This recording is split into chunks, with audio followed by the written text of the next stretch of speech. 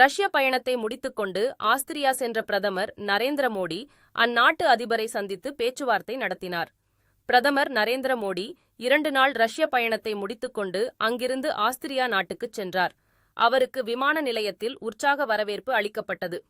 இதனைத் தொடர்ந்து ஆஸ்திரிய பிரதமர் கார்ல் நெகமரை பிரதமர் மோடி சந்தித்து பேசினார். அப்போது பல்வேறு விவகாரங்கள் குறித்து இருநாட்டு தலைவர்களும் ஆலோசித்ததாக கூறப்படுகிறது. இரு நாட்டு தலைவர்களும் நாளை அதிகாரப்பூர்வ ஆலோசனையில் ஈடுபட உள்ளனர். இந்த நிலையில் பிரதமர் மோடி ஆஸ்திரியாவுக்கு வந்தது மகிழ்ச்சியளிப்பதாக அந்நாட்டு பிரதமர் கார்ல் நெகமர் தெரிவித்துள்ளார்.